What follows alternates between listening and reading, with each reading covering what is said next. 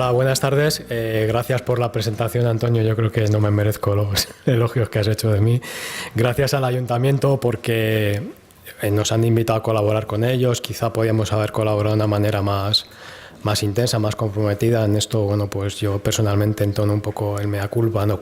Porque el día a día de nuestros trabajos a veces nos impiden colaborar con administraciones amigas, como en este caso el Ayuntamiento, y reitero las gracias, las felicitaciones por estas jornadas y por habernos invitado. En mi caso tiene que ver un poco con lo que ha dicho Antonio. Bueno, pues siempre hay alguna persona en algún organismo, en alguna administración que, bueno, pues incluso poniendo un poco parte de su vida privada, pues se dedica a actividades de aire libre, de recreación, de bicicleta, y en este caso viene un poco a colación porque realmente me imagino que pasará en el Ayuntamiento también al final. Cuando no existe una necesidad de planificar en un elemento como pueda ser la bici, me refiero hace 25 años cuando yo empecé en el consorcio, pues al final eres tú el que aporta un poco el know-how de tu experiencia diaria en implementar o en convencer a tus mayores, a tus políticos de que, bueno, de que hay algo que es la bicicleta, que habría que apostar por ella y demás. De una manera fantástica hemos llegado a 2015 y bueno, resulta que la bicicleta está ahí, como se dice ahora, es trending topic, ¿no? de la movilidad, incluso de la vida cotidiana. También el correr, pero hoy vamos a hablar de bicicletas.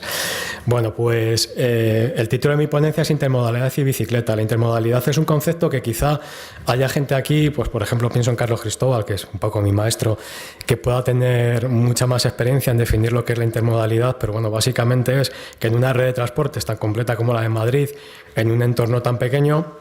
tenemos muchos modos de transporte, algunos son concurrentes, otros no, y tenemos la fortuna de poder incluso a muchos de nosotros poder elegir el modo de transporte más adecuado para hacer un recorrido. ¿Dónde entra aquí la bicicleta? Pues entra pues, en la primera milla de tu casa a la estación o en la última milla de la estación a la oficina o a la facultad o donde sea, o incluso, pues afortunadamente también en todas las millas del recorrido desde que sales de tu casa hasta que llegas a tu punto de destino. Bueno, y sin más preámbulos, Consorcio de Transportes está próximo a cumplir 30 años, parece mentira, porque hace poco cumplimos 25 años y ya prácticamente hemos cumplido 5 años sin darnos cuenta. Vamos a cumplir 30 años, al menos desde que se dictó, se promulgó la ley de creación del consorcio. Para los que no seáis de Madrid, es un organismo que entiendo que está bastante bien considerado porque tuvo en su momento la virtud de integrar, de hacer muchas integraciones, integración política, integración administrativa, integración tarifaria, integración modal, de una red que en 1985 no era tan grande como es ahora, pero bueno, yo creo que ha sido el éxito un poco de la movilidad en Madrid, tener un organismo que, si bien depende de la comunidad, del gobierno regional, sí que integra, digamos, en buena sintonía Ayuntamiento de Madrid, ayuntamientos de los distintos municipios, operadoras, y en cuyo consejo de administración, en cuyos órganos directivos, pues ha habido políticos de distinto color que se han entendido perfectamente, sindicatos, asociaciones de usuarios y demás. Yo creo que ese es el éxito del Consorcio de Transportes. Y digamos que el segundo éxito, que no tenía previsto hablar de él, es que bueno, hemos conseguido de repente hacer la gran migración de un sistema de abono magnético convencional analógico a un sistema de abono que es la llamada tarjeta sin contacto, la TTP. Acabamos de presentar hace poco la tarjeta 2 millones en prácticamente 5 años, con lo cual realmente nos hemos puesto las pilas en el tema de la tarificación, en el tema de las tarjetas, pero a lo mejor no nos hemos puesto las pilas en temas como la bicicleta, y de eso es de lo que quería hablar. Bueno, oferta de transporte público en 2015, esto es un poco lo de siempre, ¿no? Para los que sois de Madrid lo sabéis perfectamente, pero yo creo que para la gente que no es de Madrid, digamos que la joya de la corona en el sistema de transporte de Madrid es el metro. En cuanto a modos ferroviarios, también tenemos la red de cercanías de Renfe. Y desde 2007 se ha incorporado la red de metro ligero, bueno, lo que para los que ya tenemos una edad también nos gusta llamar tranvías, pero que bueno, queda mejor llamarlos metros ligeros con 4 líneas. Autobuses urbanos de la MT, que dependen del Ayuntamiento. Autobuses urbanos de otras ciudades, que esto quizá para los que no conozcan mucho Madrid o para los que quizá no se muevan por entornos como Alcalá de Henares o Alcorcón, pues bueno, pues tenemos 118 líneas de autobuses urbanos de otras ciudades, ¿no? Con 20 millones de viajeros año.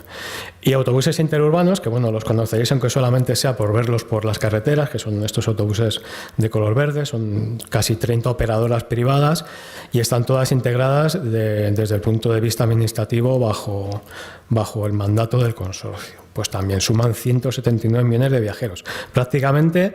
los autobuses interurbanos transportan tantos millones de viajeros al año como la red de cercanías y sin embargo pensamos que cercanías es un modo mucho más capaz que la red de interurbanos. Una red intermodal, pues bueno, lógicamente es una red intermodal desde el punto de vista de que tenemos como dos modos ferroviarios, tres modos ferroviarios, unas redes urbanas de autobuses, redes interurbanas, pero es que también, incluso a nivel geográfico, la ciudad de Madrid es casi un modelo, ¿no? Porque porque tenemos una ciudad central, una región relativamente pequeña, muy densamente poblada, con un sistema de redes viarias radial. Es prácticamente como si a un niño le dijeran, dibuja un mapa de una región, pues dibujaría una ciudad en el centro, que sería la capital, y unas radiales y demás. Esto desde el punto de vista de transporte nos ha permitido tener una red bastante bien estructurada porque tenemos una serie de corredores o bien ferroviarios o bien de autobuses interurbanos y una serie de entradas en la ciudad donde de una manera yo creo que bastante hábil se han construido unos grandes intercambiadores donde la gente pues cuando ya está en la almendra central en lo que es la ciudad pues hace un intercambio o bien a un modo tipo metro o bien a un modo tipo autobús o bien camina, o bien en este caso incluso se podría pensar en la bici como un eslabón más de esa cadena intermodal. Pensamos en los grandes intercambiadores de transporte, Moncloa, Príncipe Pío, Plaza de Castilla, Avenida América, pero es que incluso a veces en algunas sesudas reuniones que tenemos en el consorcio hacemos unas clasificaciones, unos rankings de intercambiadores, entonces incluso se habla de áreas de intercambio modal, porque hay como varias jerarquías, varios niveles, incluso estas áreas de intercambio modal que quizás no son tan conocidas, pues a lo mejor concentran 6, 7, 8, 10 líneas de autobuses de la MT y una estación de metro en un entorno urbanísticamente afortunado, porque se ha hecho una adaptación para dársenas, para viajeros y demás. Pero bueno, aunque todavía no me toca hablar de bicis, quizá a lo mejor en esas áreas no se ha pensado mucho en la bici, pero bueno, eso lo vamos a hablar más adelante. Esos pequeños intercambiadores o áreas de intercambio modal pues son muy buenos para el intercambio ya al modo blando, ¿no? A caminar o bicicleta, sabéis, y si no lo sabéis os lo cuento para los que no seáis de Madrid. En el peso del reparto modal o incluso de la tradición desde el punto de vista cualitativo o cuantitativo, el modo peatón ha sido un modo muy importante en Madrid y yo creo que es algo que no deberíamos de perder, aunque la bicicleta a quien le hace la competencia es al peatón y no al coche. La intermodalidad yo creo que es la clave del éxito del transporte público en la región de Madrid y en la ciudad de Madrid. O sea, hemos hablado de integración tarifaria, de intermodalidad. Y hasta ahora no habíamos hablado prácticamente de bicicleta. Vamos a empezar a hablar de bicicleta, que es para lo que nos han invitado a este foro. ¿Forma parte del éxito de la intermodalidad la bicicleta en Madrid? Pues yo creo que desgraciadamente no, o al menos no ha formado parte de ese éxito, porque las políticas a escala macro nunca han tenido en cuenta de manera coordinada a la bicicleta. Al menos hablo de lo que conozco, ¿no? Que son las políticas a nivel regional. Tengo que volver atrás a 1985, otra vez hace 30 años, hay una ley de creación del consorcio con una serie de articulados y no vamos a entrar en ellos. Entonces, básicamente, como he comentado antes, el consorcio lo que asume son las competencias a nivel de administración, de legislación, de reparto incluso económico, de lo que es la movilidad. Los ayuntamientos, que ahora en realidad es la totalidad de los ayuntamientos de la Comunidad de Madrid, aparte de Madrid, ponen en manos del consorcio sus competencias en materia de movilidad, o sea, toda la movilidad de esos autobuses urbanos de Alcalá de Henares, de Alcorcón, de Getafe, están en manos del consorcio. Eso fue un acuerdo muy bueno que permitió que bueno, pues hubiera este marco tarifario y demás. Por supuesto que en 1985 no se pensó que la bicicleta podía ser un instrumento de movilidad dentro de la Comunidad de Madrid. Por lo tanto, nadie, salvo que tuviera una bola de cristal, hubiera pensado que igual que en un momento en el articulado de esta ley se decía que Alcalá de Henares cedía la competencia de sus autobuses urbanos al consorcio, se pudiera decir que en el artículo X.X el consorcio tuviera la competencia sobre planificación y gestión de la bicicleta a todos los niveles. Eso nos hubiera quitado muchos problemas en la actualidad, porque podríamos tener parques de bicicleta pública de distintos municipios con la misma tecnología, con el mismo uso de tarjetas, con liquidaciones comunes, con el uso del abono de transportes para utilizar la bicicleta y demás. Pero bueno, esto es modificable como todo en la vida, o sea que las leyes se cambian, se modifican y bueno, no estamos hablando de cambiar la Constitución, estamos hablando de cambiar la ley de creación del consorcio, que sería muy fácil y decir que en el apartado X, en 2015, en mayo de no sé qué, por la ley no sé cuánto, se aprobó que el Consorcio de Transportes tenía la potestad o la materia de coordinación de la movilidad ciclista. El reparto modal. Bueno, esta mañana nos ha llamado la atención tanto a Antonio como a mí, porque a raíz de esto que os han comentado, os acaba de comentar Antonio, de la buena noticia del aumento del horario de admisión de la bicicleta en el metro, desde la Consejería de Transportes nos preguntaron datos sobre la movilidad ciclista. ¿Cuál es el reparto modal en Madrid? Pues es que es una cifra que realmente desconocemos. Estos días ya se estaba hablando del 1,2, del 1,5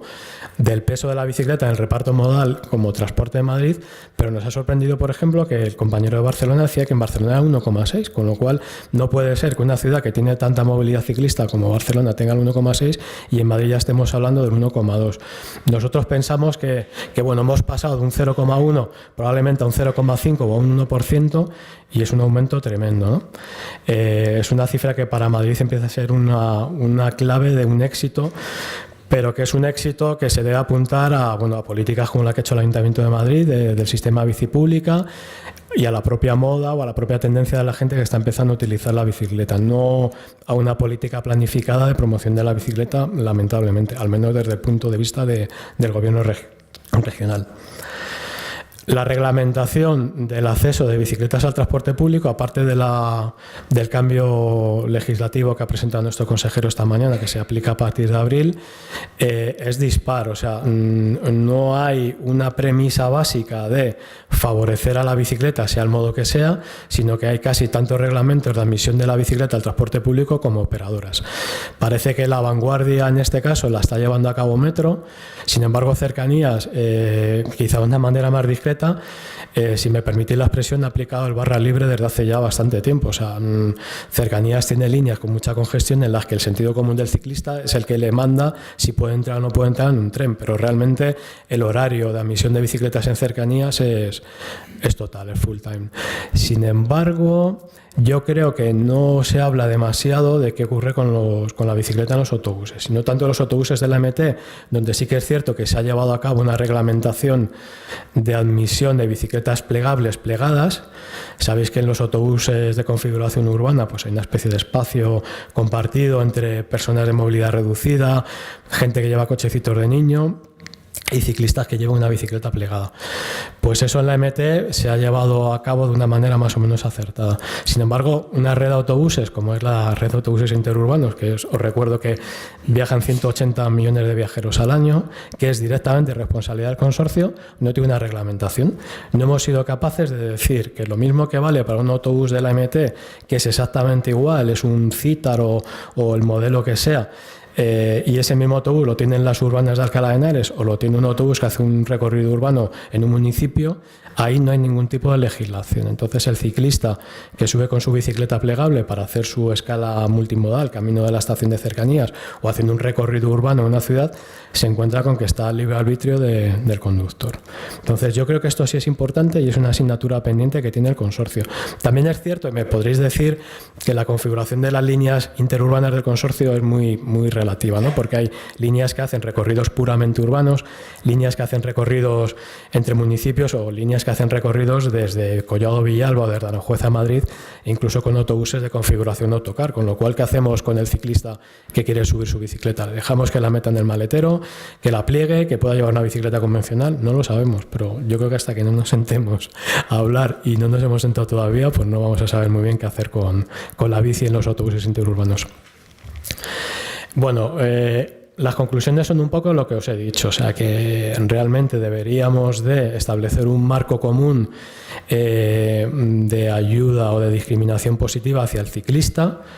porque realmente al final las horas de congestión del transporte público son las que son, y por desgracia la crisis también lo que hace es que pues la demanda en transporte público haya caído mucho y no podemos penalizar al ciclista de no poder ir en un modo de transporte público que a lo mejor en ese momento no